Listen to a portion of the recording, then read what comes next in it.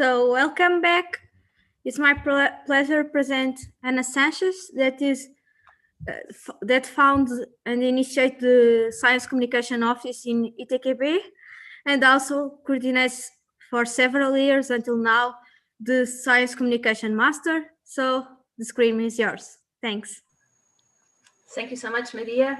Let me start just by congratulating the organizing committee for this very nice PhD meeting, and especially for the choice of topic for this next invited speaker. And I must ask you, thank you so much for inviting me to introduce António Gomes da Costa, someone who I like very much and who I admire very much. It is really a pleasure to introduce you, António. I know António for a long time. I just realized because of this introduction that I actually missed the part of António's life. So António is a biochemist or a biologist, but interest in biochemistry is a starting point. But I actually know António from the field of science communication for many, many years ago.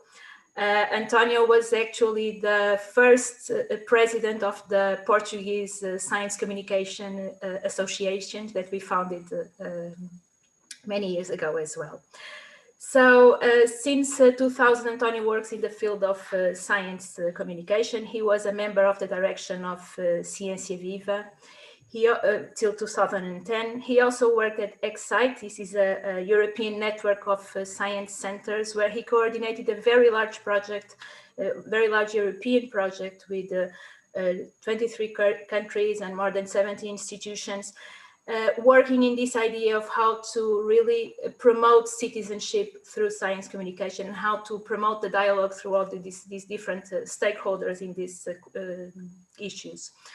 António has worked as a freelancer in many places through Europe, in the Middle East, especially concerned about science centers and science museums. He's now presently the director of Science Mediation and Education at Universcience or Universe Science, a team who is in charge of the renovation of the project of the Palais des Découvertes. So he's going to talk to us, I think, about change. And I hope also about how science communication plays a role in changing the world. So António, thank you so much for accepting this invitation. And it's really nice to see you here. The screen is yours. Okay, thank you, Anna, and thank ITQB for and the students for inviting me. It's really a pleasure to be able to talk to you. I will just share my presentation where I actually do a little bit of, I go back a little bit to my CV, but very briefly just to point a few things. I will be talking about this project that I'm engaged now here in Paris about renewing the Palais de la Découverte. I will explain a little bit about it. But it's actually the second part of the title that I call your attention to, which is through the talk about this project is not just to present you the project, because this is something that we can talk at length in another occasion, but really to talk about the challenges that we're trying to answer in terms of science communication. And as I say, they are contemporary, but not so new challenges. So I would like to go a little bit deep on that.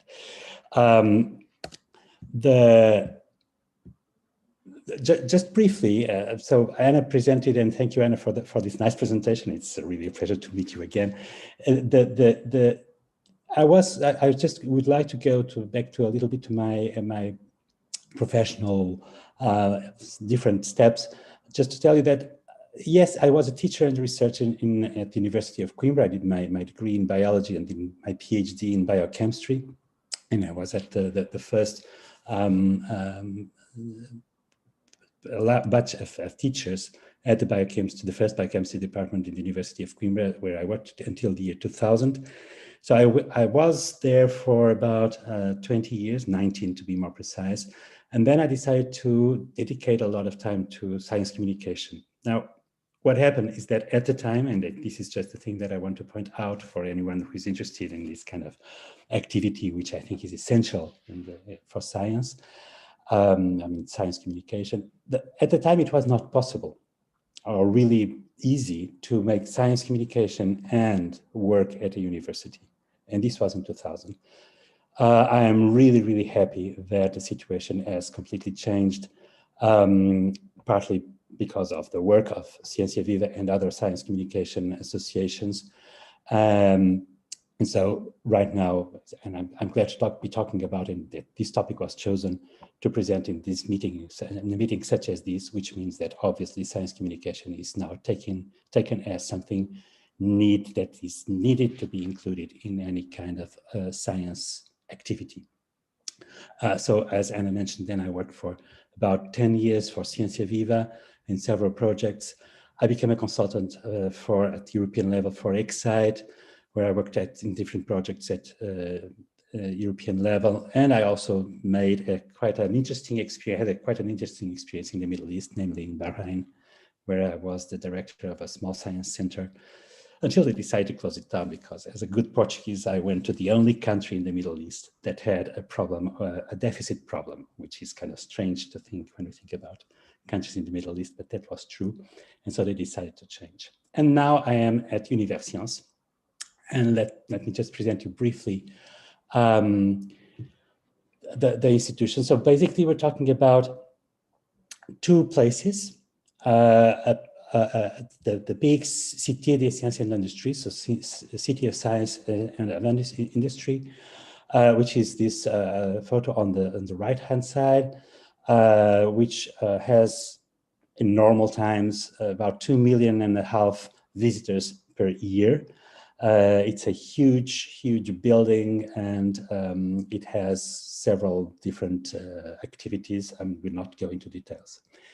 And the other institution, the other site for science communication in Paris, which is under the umbrella of Universcience since 2010, is the Palais de la Découverte, which is this nice building, classical building on the left-hand side, and it will be about this that I'll be talking about.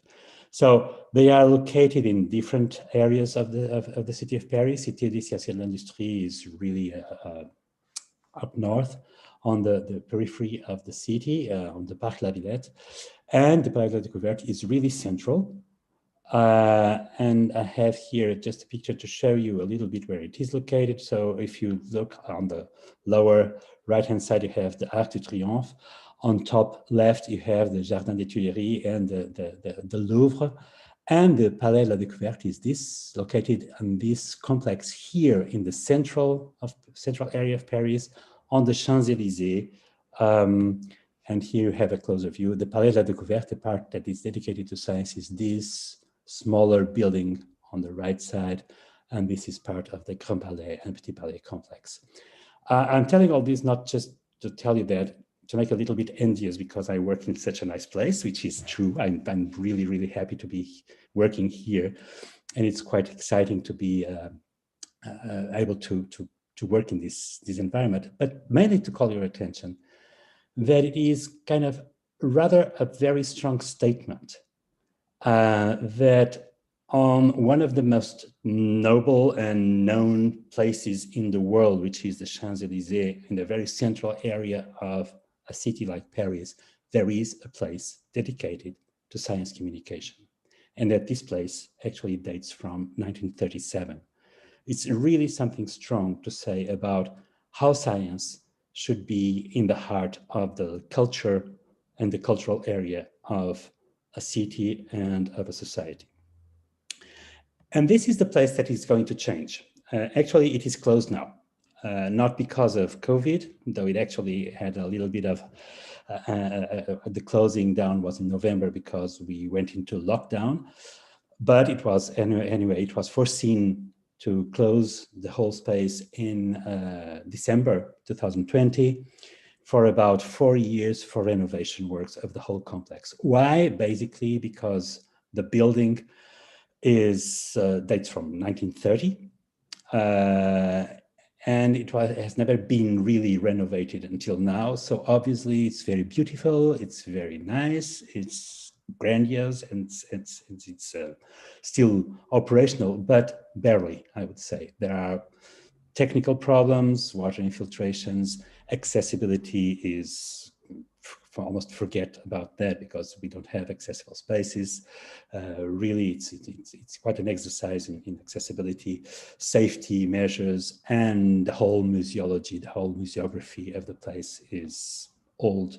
And so the whole complex actually is being renovated. It's a huge project of about 450 million euros for renovation of the whole complex of the Grand Palais, which is this area, which is dedicated to art exhibitions and big art events. And this place, which is the Palais d'Antin that you see here, which is where the science communication part is located and known as the Palais de la Découverte, so Palace of Discovery, if on a free translation. And so what I would like to use this time with you for is to go a little bit for what do we do in terms of science communication, and to go to this, to my experience in the last 20 years as science communicator and working in science communication, and tell you that we're trying to tackle in this new approach for the Palais de la Découverte, so that will reopen in 2025, to try and see if we can address some challenges that are contemporary, but that are not new, which means that there are some very old questions that we put ourselves in terms of science communication that date for a long time and that have not been properly answered. And that's one of the things that I'm really trying to do. When I came here, the first thing that the president of Universitas asked me was, why do you want to come here? And my answer was, well, during my last several years of working in science communication, I have worked with several other institutions and I've accumulated some kind of questions. And I would like to try some experiences in science communication. And for that, a good, strong institution such as Universitas would be ideal. So here I am working together with a team that is in charge of the renovation of this historical building and historical science communication institution, and with some very old questions. So let's start just by a very apparently simple question that we put several times this in discussing science communication, and but we'll leave it at that. And it's exactly, why do we want to do science communication? So one of the first answers that comes to mind is usually that we want to respond and to elicit scientific vocations.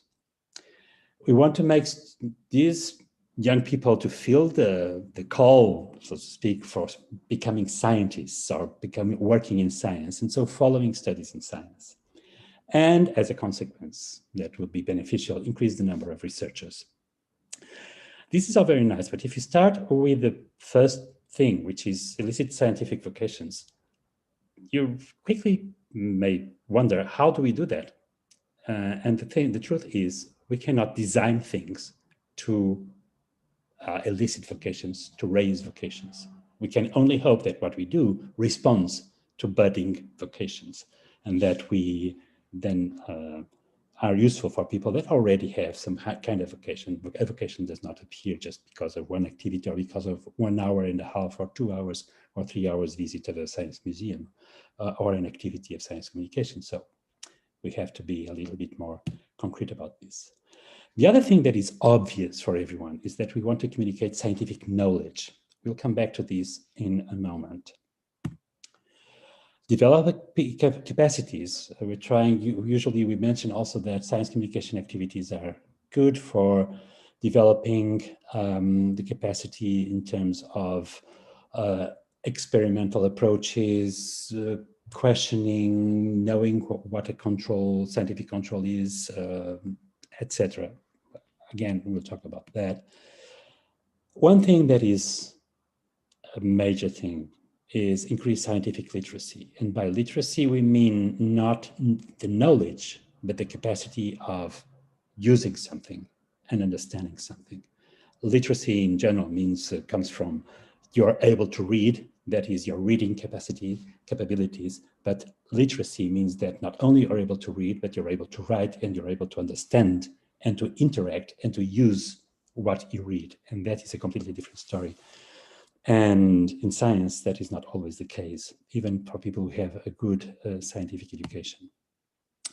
And finally, if we're talking about science centers and museums, namely, we want to provide physical and permanent spaces for direct interaction with science and with scientists. Universities and research laboratories do that. Also, they have moments of open days and things like this, and several manifestations, but it's a completely different thing to have a place. If I have a question as a citizen and I have some questions about science, where can I go quickly to have my interaction, my exchange with people that know about science? And possibly physical science centers and museums are the place to address that. I would say that right now, in general terms, we are very good on the first three things, but increasing scientific literacy and the physical space for direct interaction, sometimes we forget about that. And this is the main thing that we want to do with the Palais de la Découverte. So if we go to the project itself, and I would like to quickly go through the foundations of the project now in terms of content, public, and approaches. And I will just obviously focus on the main things because we don't have all the time to go into details. And I would like to really discuss and have time to discuss with you afterwards. So I'll just go for the main elements. So if we go for the content, what exactly will be the content of the Palais de la Découverte, what it is now and what will be? First thing is knowledge, scientific knowledge. And that is a given, I would say. In every museum, in every science communication space, such as a museum or a science center, we have knowledge, the scientific knowledge as the base of the content. But when we talk about science, we should also be thinking about the processes of discovery, the whole scientific endeavor and the scientific methods, plural, because there are several approaches. Each scientific field has its own methodology and its own approaches, and we should be talking about that also. But we should be talking also in a more general way of science as a whole, as an approach for understanding and interacting with the world around us. And so as a questioning method in a very general way. As a part of our everyday life and part of our culture, and not just in a pragmatic aspect, such as things like public health or like environment or other technology, but really as something that right now in present day society, all the things that we do, such as speaking through technologies such as the one we are using now, requires some scientific, some technological capabilities and literacy. And finally, and this is, I would say, something that became quite clear in the last few years, and is, if we take the coronavirus and the health crisis that we are living through now, it's really a dramatic example that science is something that we have created as an answer to a systems of social system based on belief instead of facts. And it's a very powerful way of answering to fake news, the real ones, the real fake news, so to speak, pseudosciences, and a lot of confusion. So it is a methodology, a powerful methodology that is not based on authority, that is not based on a person, but it is based on a community, that is based on a permanent questioning system that responds very well to the interpretation and to the possibility of knowing the world around us. And this is something that we really don't know very well. Also, obviously, we want to have in our science center a portrait of contemporary scientific endeavor as a general endeavor that is done at world level nowadays, and not anymore as scientists closed in their own laboratories working as scientific heroes alone. So really, knowledge, we do it very well. Everything else is more or less done, but not very well. And this is something of a problem, an issue. For the Palais de la Découverte, we are focusing on two things. First of all, is that for most science museums and science centers, if you ask people when they get out of, say, a natural history museum or a history of science museum or a pharmacy museum or whatever, if you ask them what you saw inside, people will take a topic and that topic of the place. But it's very seldom that they get out of one of these places and they mention the word science. What we saw inside was science. And so it's one of the things that we want to do is that the Palais de la Découverte is the content is science itself. It's not mathematics, it's not physics, it's not chemistry, it's not natural history, it's not history of science, it's not none of this, but it's the science as a process, as an endeavor, as a methodology, as a group of disciplines that we want to make the visitor feel. And so we'll be tackling, obviously, the science as a body of knowledge, but mainly we would like to point out how this knowledge is acquired, because this makes the whole difference with other types of knowledge, if we use the expression. It's the completely different thing is of scientific knowledge is the process through which this knowledge was obtained. And this is something that we make sure that we want to make evident, and as an instrument for questioning the world around us.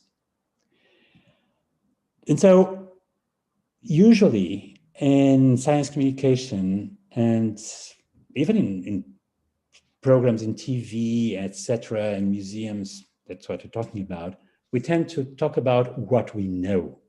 And we want to shift a little bit the concept in the Palais de la Découverte and really talk about what we don't know.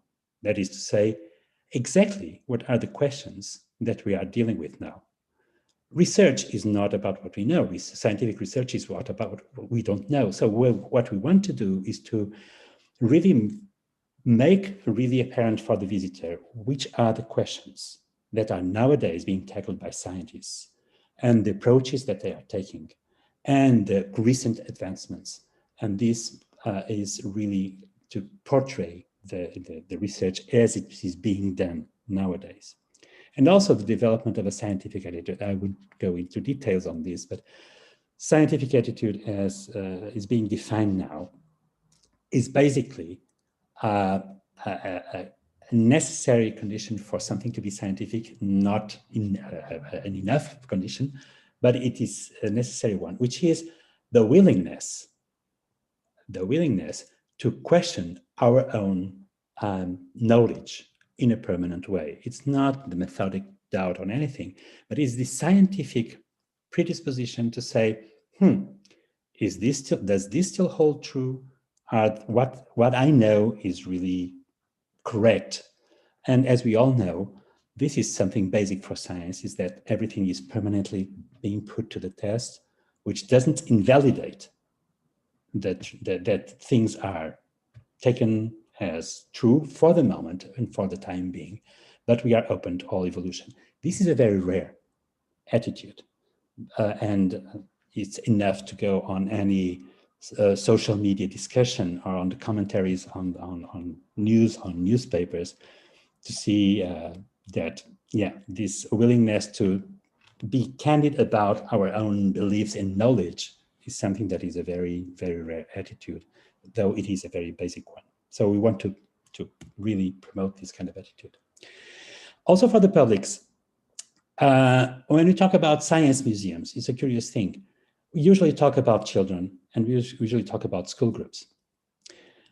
Now, if you take an art museum, we also talk about school groups and children, but definitely we are not saying that an art museum is to create more artists. It may contribute to that, but basically an art museum is to do several things that we can get just by putting art near and accessible to a lot of different publics. Science museums and science centers usually are regarded as educational places and not cultural places. And what we would like to change is to change this and make science part of culture in general. So it's not just for education of the younger generations, it's really something that is also the destination for all kinds of publics, and we go into detail for some of them. So yes, we will be tackling school groups, such like the same way a botanical garden is not designed for creating more gardeners and agricultural capacities in people, but just to be enjoyed. But at the same time, programs are developed for schools. That's how we envisage to do in the Palais de Découverte. It will be for science and it will be for all publics, and we'll have programs for schools, but they are not our raison d'être, the cause of what we do. The same thing for younger public. All the activities will be adaptable and adjustable for younger publics.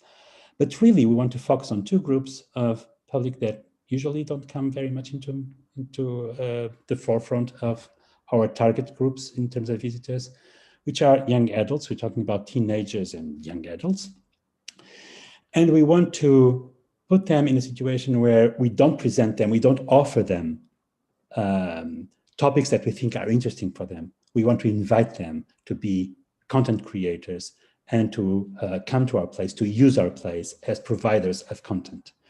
And actually what is happening is that when you get to be an adult, when you start being a teenager, you're no longer in the mood of learning, so to speak. You're in the mood of testing your own capacities, your own knowledge, your own visions. And this testing is quite an attitude that we want to increase. And so we are suggesting to have a space that is more able to produce co-creating and to really extend the frontiers between science and other fields of culture like art and humanities.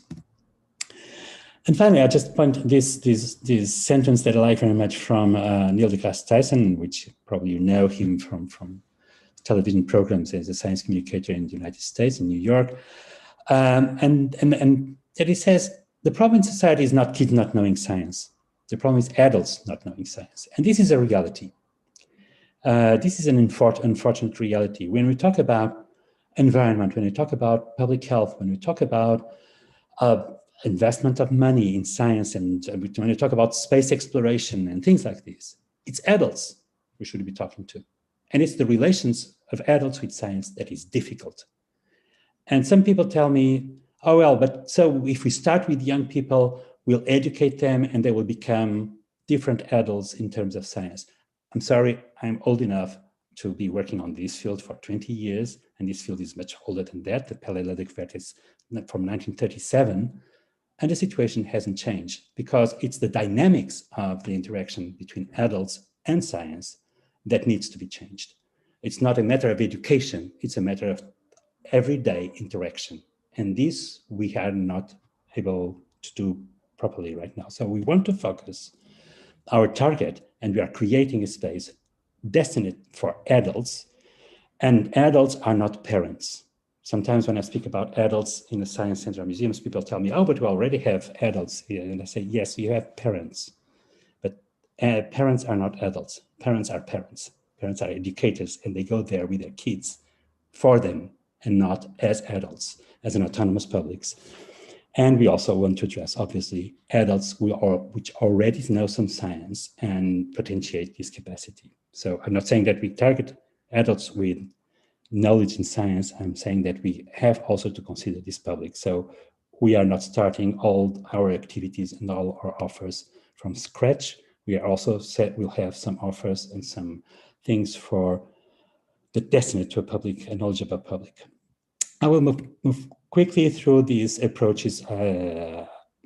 Just briefly, we are going to move from the deficit model, and I will explain this a little bit further on, which is it's not just top-down. I'll go for these approaches in detail now. We have these top-down approaches, which is based on the deficit model, which basically says scientific culture in society at large is not very good. This unfortunately is true, so it's not that the deficit model is false, but the approach is, the logical thing is, well, if scientific culture is not very good, we have a very good solution. We tell people about science, and this is the top-down approach. Only this doesn't work very well. And especially one assumption of the deficit model is that if we give people the same basic information, people will reach the same conclusion. And the second part is completely false. With the same information, with the same facts, people will reach completely different conclusions, as I'm sure everyone has experienced. So we want to go to other kind of activities, which we don't do them often. So we keep on doing the demonstrations. And mind you, a demonstration, though people are seated and listening to someone, is not necessarily mean that it's really top down or people are not engaged. We can engage people with demonstrations. And it's the minds that must be on that we want to elicit. Inquiry-based activities are something different, and they are not very good for content development, for content transmission. We are really, the thing that we are expecting to do with this is to obviously, this is something that we do for a long time now, is to increase the activity, the reasoning on our visitors, and to give them the possibility of exploring questions. So we're moving from knowing science to using science, and this is a huge difference. Participatory activities, certainly, and just to let you know, we are starting now an incubator of new activities where we test new activities with different publics, and we give ourselves obviously the opportunity to fail, but we have to test them. And we are creating a research network on science communication activities plus training, so that we can have a scientific look at our own activities, and we have researchers using us as guinea pigs. Very quickly, and to stop, so we are keeping the DNA of the Palais de la Découverte, which is based on scientific explainers, so direct interaction with the public. It's not based on exhibitions so much, but it's based on activities that have a human interaction with the public. We have a nice picture from the origins of the Palais, where you can at least kind of see that everyone is male on the photo. This was not true for all the pictures. This is kind of an unfortunate one, but the realities have changed. And the spectacular in terms of attractiveness of the place. These were the basic features that we want to keep them.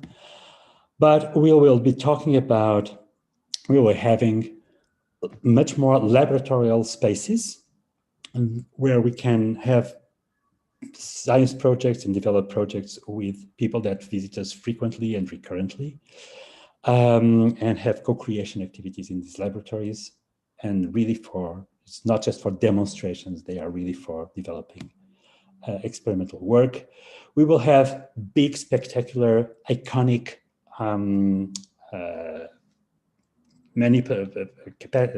exhibits that can be manipulated, and they will be a reference to different scientific fields.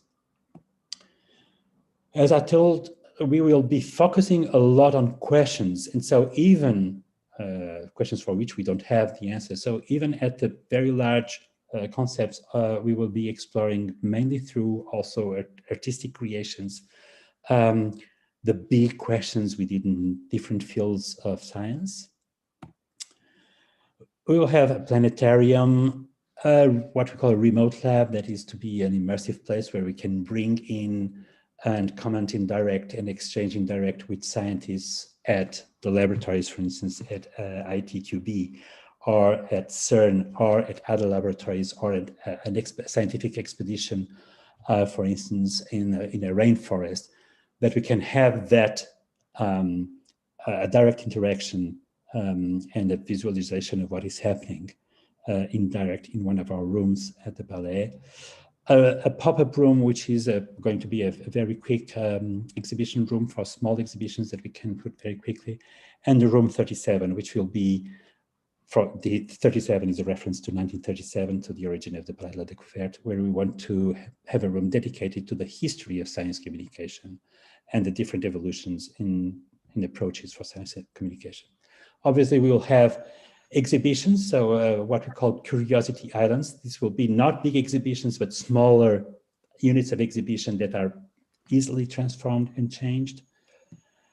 And this is basically the project that I was talking about. Time now for questions. This photo is just to tell you that while we are closed, we opened a temporary venue in another point of Paris, and this is what it looks like, which is each of these conical or pyramidal structures correspond to a room where we will keep doing science activities and science interaction with our visitors in the different scientific disciplines. The last one, the blue one, corresponds actually to a small planetarium. And so this is it. Please. Thank you, António. Thank you so much. This was an incredible talk. I'm really looking forward to see how all this unfolds. And I have to start. I hope we can travel again soon, so I can book. Let's hope so. So I can see all this, and I'm really looking forward to then listen about how things have turned out. Are there any questions? I see two hands. At least. Yeah, Fredilson. Hello. Hi. Hello, António. Thank you very much for your very important talk. So I have a question, and this may sound a little bit like a blunt question, but in your opinion, do you think it's more effective to train scientists to do science communication, or to train scientists to be science communicators? And the reason I'm asking this is because scientists are faced with a lot of work, especially nowadays, especially when you are a PI. You have a lot of administrative duty, so you don't actually have time to do science communication. So do you think that we should have people that are specialized in doing science communication, or we should still train scientists to do science communication from time to time? Thank you. Thank you. But maybe I could we could have the two questions, and then I. Yes. Okay, so I will ask Tiago Vaz, and then José Rodrigues, and then you take the three and you answer them all together. That's good idea. Thank you. Tiago? Hello, António. Can you hear me? Yes, thank you. Okay, thank you. I have a question. I really found very interesting all the activities that you are preparing, but I was wondering how will you sort of pick the interest and market the activities to the target, which would be the adults instead of families and already adults already engaged in science. Okay. José Rodrigues. Hi, great presentation. I would like to ask if science communication to be successful relies on the merge of science and culture as an end product to the public, what can we do in Portugal to spin this around? Because the science and culture are two sectors that are not invested by the government. Okay. So quickly, and thank you for these questions, which each one of them could take a lot of time to answer, but I will try to be succinct. So, as for training scientists in science communication or have professionals in science communication, well, since I can consider myself that I ceased being a scientist 20 years ago and I'm a professional science communication, I could just simply defend my professional position. But honestly, this is, I'm just joking, this is a main question that has been put forward several times. To tell you, for instance, what is happening at Universions, we do have a program, for instance, amongst other things. We have a program for PhD students that can use part of their time in the PhD time allocation to do science communication activities and to come and have a program with us. And we actually have, usually in normal times, we have about 45 PhD students working a certain amount of time during their PhD development to do science communication activities with us. But we don't hope with this program. We don't hope, we are not saying that you want you to change to science communication and make science communication as a main part. I think there is place for everything. And to tell you the truth, and this is my experience, and it's I think a universal truth. Science communication at the level of scientists and practicing scientists, which I'm no longer, for instance, so I just only do science communication. But science communication is usually done by younger scientists, so PhD students, for instance, and then people nearing retirement, which have reached the top of their career as scientists and now have more time in their hands to do science communication. This is a very unfortunate situation, let me tell you that. And this is the case, I would say, mainly because there are not so many incentives for scientists to spend part of their time working in science communication. This is a general problem. This is a problem that we have been discussing here in France for quite some time and in other countries. But to tell you my opinion and what results from experience is that we need to have a mixture of the two things. We need to have, obviously, if a scientist, a practicing scientist, someone that is in the field of research, there is the need that for the topic of research that someone takes charge of making sure that this reaches the public at large. So science communication departments in research institution exists, and this is one of the missions. As for the individual scientists, I think that we have to agree. Some of them are good science communicators. Some of them are not good science communicators, but can learn and are willing to learn, and then we should provide the means to do that. And some of them say, this is not my job, and I don't want to do it, I just want to do research. And yeah, certainly. And this is the reality. And so what we're trying to do, we have one program here at universities, which is Un chercheur in manip, a researcher, one experience, where we actually invite researchers to come and talk, and we train them beforehand, and we help them on their interaction with the visitors. So there's a lot that can be done. But for instance, when I talk about a program where we have research and questions to our public, I'm not, we don't have the idea that we have a lot of scientists coming every day through our doors to interact with the public. But on the other hand, we are professionals in science communication. What we can do is, and what we are doing is that our explainers go to research laboratories, exchange with researchers, get acquainted with the research, and then they will be the ones talking with the public about the questions, and obviously promoting opportunities to interact directly with researchers. So the idea is that we help each other and that we keep the two missions, science communicators, professional, and obviously give the instruments for scientists to do research communications.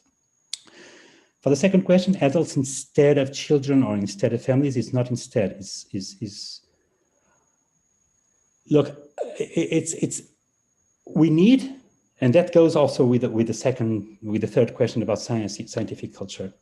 What I keep saying is the following: we need to have programs dedicated to children. We can do this. If I give you just one example, science centers and museums usually do one thing, which is open at night for adults, special programs for adults. And they work very well. They are excellent, and they change a little bit the perception about the role of science communication and the target group. On the other hand, if you take a place like Le Louvre or Centre Georges Pompidou or the Ancient Art Museum in Lisbon or any art museum in Lisbon, for instance, and if they open at night just for adults, this would be kind of a ridiculous program because that's the normal thing, that's their target group. However, if an art museum opens, say once a month in the afternoon, just for kids, no adults allowed in the old, for instance, the old art museum. This would be kind of an original program. And this would be what I would like to achieve with the Palais de la Découverte, is that it is felt as a place for adults, and then we have special programs for kids. And look, there's one thing that's one very important thing. If we were talking about a small city with only one place for science communication, this place of science communication would necessarily would have to do everything for everyone. But we are in a place, fortunately, like many places in Portugal, where we have several institutions that do science communication. And so we can have the luxury of specializing on something. As for the rest, science as part of the culture, this is a very old discussion. There is a very nice book dating from the 60s, which is called The Two Cultures from C.P. Snow, which tackles this problem. We will have this problem always. People will have, culture is one thing, science is another thing. We just have to make sure that we keep making our best to include science as part of a general culture in our society. Thank you so much, António. I'm really sorry that I will have to stop you. I also had a lot of questions that I would like to ask, but we have a very tight schedule and we really have to move on. Thank you. Thank you so much for accepting our invitation. Thank you for making us think about these things, and good luck for all your projects. Thank you.